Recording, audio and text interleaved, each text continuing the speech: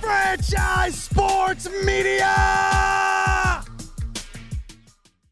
What's going on, fight fans? Thank you guys for tuning in to another edition of the main event right here on Franchise Sports Media. I'm your host, Kalani Lua, and to end the year, we got ourselves a banger. Yes, we do, folks. UFC 310, T-Mobile Arena, Las Vegas. It is going down. We got it going on. Oh, my God. Now, look, there's been some shaking of the tree in this particular one. Some people will say that, well, when you look at this card and how it ended, maybe it's not the most entertaining for a pay-per-view. I get that.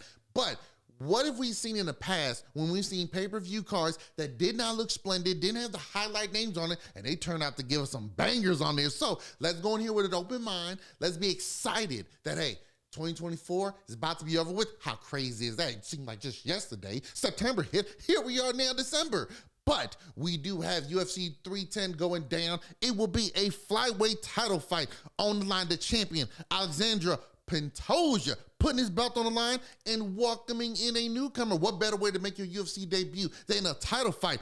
Coming over from the other side of the globe, we got Kai Asakura. Now, really quick, let me just pull up this, let me pull up this young man's resume. He's from Japan, 31 years old. 5'8", 134 pounds. He's fought at flyweight, bantamweight. This man right here is an absolute monster with it, though. In 25 fights, 21 wins, 13 by knockout, 3 submissions, only 4 losses by knockout. But hey, this guy comes in and he comes in swinging hot and heavy. Now, he is riding a 2-fight win streak, both victories via finishes. He is 7 and 3 in his last 10. But I got to tell you, in those particular losses, he came back with a vengeance and beat those guys as well. So Asakura coming over to this promotion, we've seen debuts before. Now, we haven't seen a debut such as this since when Pride was bought by UFC in the mid-2000s. But even then, you had Dan Henderson come over. No, Dan Henderson actually did get one. Anderson Silva came over, took on Chris Lieben before Rich Franklin for the middleweight championship. You have Mirko Krokop take off Eddie Sanchez, and if you guys remember, Krokop came over, remember, right leg hospital, left leg morgue. They were going to give him a title shot against Randy Couture right then and there. He said, no, I didn't feel comfortable. I didn't put on a good show. Let me fight another guy. Well, they're going to give him Gabriel Gonzalez. This is a tough matchup. Gonzalez, head kick of his own, knock out a Krokop. He goes on to fight Randy Couture. We got Rampage Jackson. He came on over as well. Took on Marvin Eastman in his first UFC bout before taking on Chuck Liddell, breaking the ice for the second time. Dan Henderson came over to fight Rampage Jackson for the title. So realistically, if I'm going back far enough, yeah, and even for Dan Henderson, if you look at it, technically, Henderson already fought in the UFC beforehand, so he was just coming back. But for a UFC debut, maybe you guys can help me out there in the comments. Has there been a fighter, very first UFC fight with the promotion, and it's for the title? I don't recall, but you guys help me out there. In fact, you know what? I'm stupid. Ronda Rousey. Hey, but that was for a brand new division. It was all coming in, so all that was brand new. So I'm going to give that a little bit of a mulligan. If you guys know a fighter in the UFC, first debut was for the UFC title, let me know in the comments. But Asakura Pantoja, this is going to be a tremendous bout at flyweight. 2 exciting styles, 2 fighters who have shown throughout their careers they love to put on a show for the fans. They love to go out there and assert their dominance. They love to go out there, close the space, make this a fight. Now, Asakura, more of a striker. He's more deliberate with his punches and his kicks where he wants to get the finish, as I said, with his record. So he wants to come in there, close the distance, get close in range, wham, bam, thank you, ma'am, 2 pieces and a biscuit, send you home out of here with an apple pie for dessert. Pantoja has shown throughout his UFC run that this is a man who can go out there, I can beat you standing up, whether I finish you. Pantoja, 28 wins, 8 knockouts, 10 submissions, 5 losses, all by decision. So he's never been finished yet. But look at that, 8 knockouts, 10 submissions. Clearly, this guy has shown, I can beat you by decision, I can beat you on the ground, or I can knock you out and finish you. Which way do you want to go? How do you want it? You let me know, and I'll give you a 3-piece with the biscuit and a soda on the side. But this is going to be an exciting matchup because you got someone like Pantoja on a 1, 2, 3, 4, 5, 6-fight win streak, defending his title, going in there, wants to end the year with a bang, but also wants to put the rest of the flyweight division on notice. No matter who you are in this division in the rankings, no matter what promotion you come from, no matter what side of the globe you come from, I am the top dog here. I am the cream of the crop. I am the head of the table, the tribal chief. I'm as Roman Reigns in WWE and pro wrestling. Oh, it's fun right now. But this is an exciting matchup. Initially, this is going to be the co-main event. We'll get to what was supposed to be the main event shortly, but I'm excited for this particular matchup. One, I want to see how Asakura looks in his UFC debut. We have seen fighters, no matter how good they are, come to the UFC and struggle. That could be for a number of different reasons. Maybe it was already too late in their career. Maybe they had some injuries that they were trying to fight through. Maybe, and we've seen this as well, where you can fight at one division in another promotion, but when you get to the UFC, now you went from being the big dog to now you're the little one. We've seen that with Will Brooks, where he looked like one of the more massive lightweights. To get to UFC, average size. You look at someone like a Michael Chandler, he's done very well. But you look at you look at that. You look at guys like Dan Henderson, Anderson Silva, Rampage Jackson. I mean, heck, look at Daniel Cormier. He was at heavyweight, did very well for him, won the title up there, but at some point because of Cain Velasquez, he moved down to light heavyweight. So do we see that here as well with Asakura? Is it maybe the weight cut and the body size in other divisions just too much difference here? Remember when Rich Franklin tried to move up to fight Forrest Griffin at 205, when they got to fight night, that was brutal. That looked like your big brother twice removed taking on the baby of the group. Rich Franklin looked like a pure heavyweight taking on a middleweight there. So it's going to be fun to see how Asakura looks at flyweight here, but also the UFC jitters, the bright lights. We've seen Shogun Rua, massively one of the greatest fighters of all time. He came to the UFC. Forrest Griffin got him in his first bout. But we've also seen Anderson Silva come in and whoop, bop, bop, bop, bop, bop, bop, bop, go ahead and knock Chris Lieben out with under a minute in that particular one. So it goes up and down on how your debuts look. Asakura coming in, the main event. His face is on the posters. His name is helped leading the pay-per-view. Title fight against one of the better champions on the roster. This is going to be a tremendous test to see if Asakura can really swing with the big boys. For Pantoja, you know, the knock might be, well, you took on a newcomer. It was his first time. We really don't know how good he is if Pantoja was to get the victory. But once again, I'm taking on one of the best out there. And oh yeah, one of the reasons he's getting a title shot, I done beat the rest of you suckers in this division. So from Pantoja, he gets to do Usain Bolt and just further that distance between him and who's ever battling for second. Initially, UFC 210 was supposed to be a matchup for the welterweight championship, champion Bilal Muhammad taking on challenger Shavkat Rakhmonov. I'm getting scared just saying his name. I gotta look around to make sure he ain't here to knock somebody out. But unfortunately, the champion Bilal Muhammad suffered a massive, massive foot injury. He's out right now. Heal up, my brother. Hope you get better. But he's out, so they were looking for a replacement. Now, according to who you want to believe, but according to Shavkat Rakhmonov and others, 3 people were offered this fight.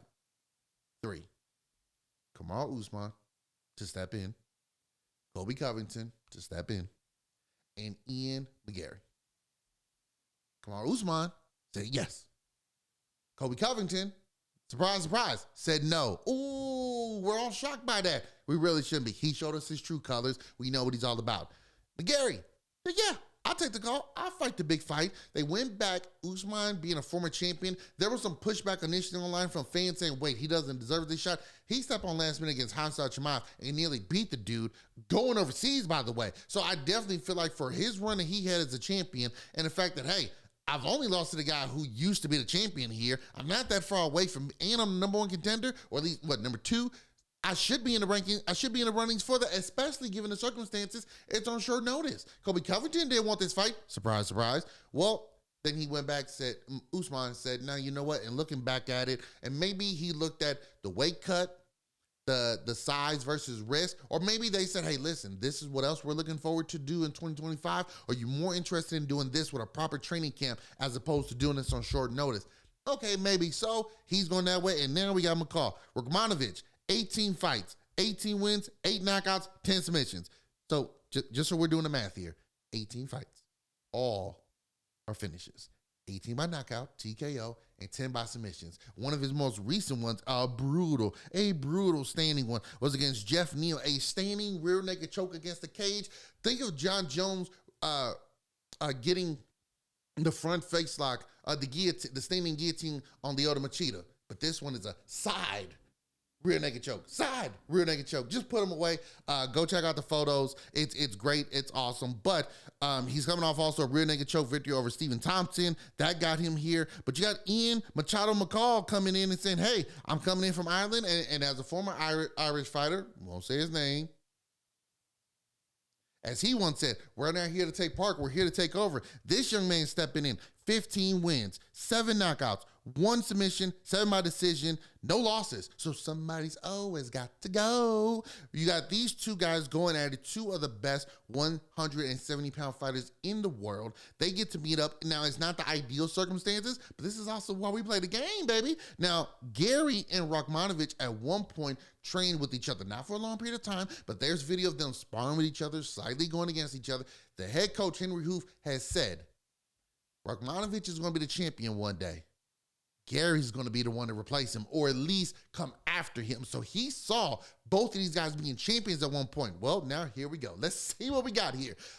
It's going to be a lot of fun. What's this matchup going to entail? Garry has shown against MVP and against other fighters, I can stand up with you as well, keep the distance, pop in and out, use my reach and my size with combinations to keep you off balance. But if it becomes a grappling match, I can also get down with you there, go ahead and triangle you up. We saw what he did against MVP. Now, it's not saying too much because MVP is more of a striker as opposed to a grappler, but still, he went in and took on one of the best, took him out via submission.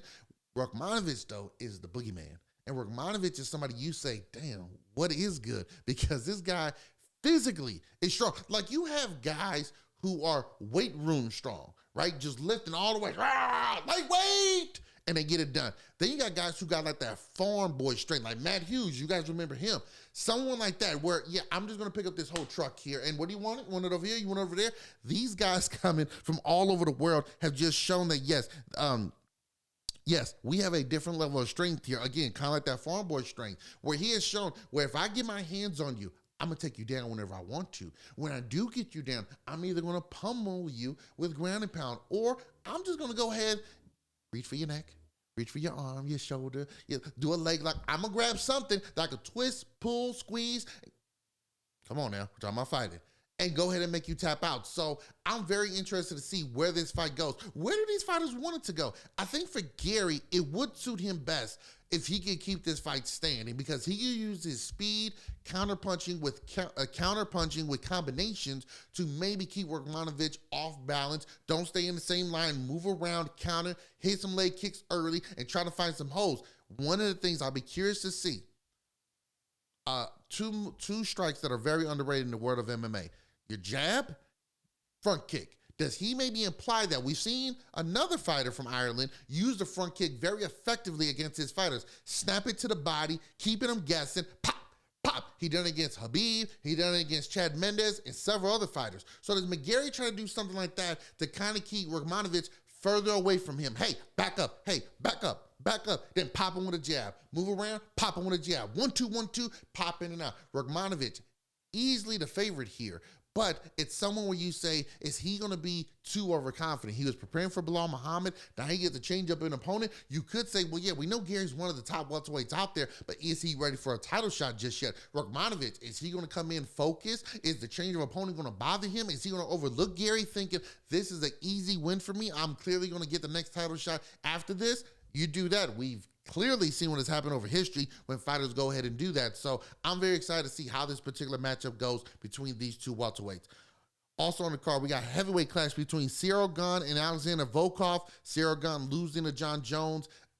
less than 2 minutes, talked about how mentally he wasn't there and how this one he's more prepared, taking on a very good heavyweight contender in Alexander Volkov. This one should be a good one. Volkov, the Russian giant, taking on Ciryl Gane, one of the smoothest strikers and movers in the heavyweight division. He literally moves like a middleweight. So can he find his groove once again? Because he is one of the elite strikers. And we've seen, if you can strike in the UFC heavyweight division, you had a chance to beat everybody. Yes, grappling does help, but there's not a lot of grapplers in the heavyweight division. There never really has been outside of 1 or 2 guys. Now you got Ciryl Gane. If he can find his footing and get himself back in the conversation of heavyweight title contenders, he's going to be fun to watch, but he's got to get past Volkov first. We also got Bryce Mitchell taking on Kron Gracie. That should be a fun one right there. Well, you know whenever you have a Gracie, they want to get it to the mat. Can he get Mitchell to commit and want to meet him on the ground in this featherweight matchup? That should be a lot of fun in itself. Can the Gracie name start becoming more relevant in the UFC fighter rankings?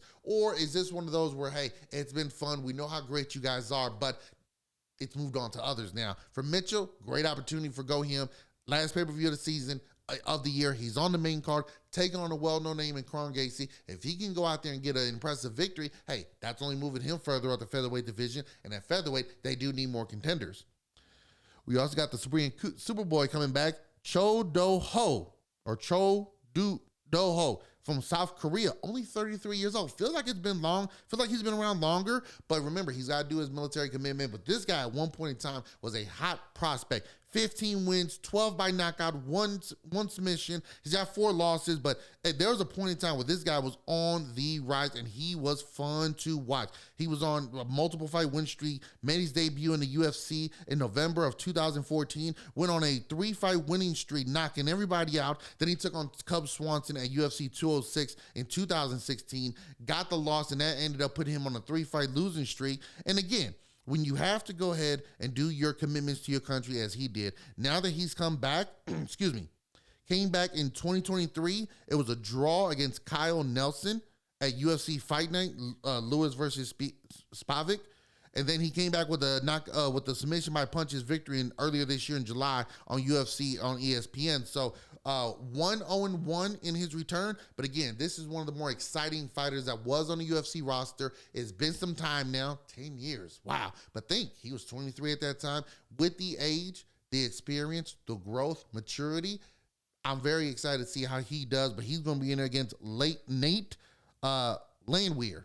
Nate Landwehr, who's a very tough opponent. Again, this is at featherweight. We need more contenders at 145 because right now we're just doing a ring around the rosy musical chairs with the same names. On the prelims, we got former title contenders Dominic Reyes, Anthony Smith in a light heavyweight bout. They're going to go at it. We got welterweight contenders Vicente Luque taking on Thimba Garimbo. Now, Garimbo's the fighter who you remember had that amazing story, and The Rock heard about it, and he went on ahead and paid for his training, got him an apartment, and just very touched by this guy, wanted to come to this country, wanted to make a name for himself, wanting to fight in the UFC, become a champion, and give back to his homeland. Rock heard it, got touched by it, definitely hooked him up. So, hey, he said he's going to be champion someday. This is how you do it. He is stepping in for Nick Diaz, who is supposed to return. There are some issues outside the cage that Nick is going through, some personal battles. Hope he gets well. Taking on Vicente Luque. I never understood that matchup to begin with, but now we get this particular one. So that's going to be a lot of fun. We got Chris Weidman, former middleweight champion, in a catchweight bout against Eric Andres, former Alabama Roll Tide football player there. So we got some good stuff on. Michael Chiesa's on the card, Chase Hopper, Clay Guida, Max Griffin. We got some Randy Brown's on here, Brian Battle. We got some Aljamain Sterling, former champion Aljamain Sterling is on the card here, and he's on the prelims. That's how stacked this card is. So again, when you look at it, there's enough firepower for name value, name recognition, former champions on here.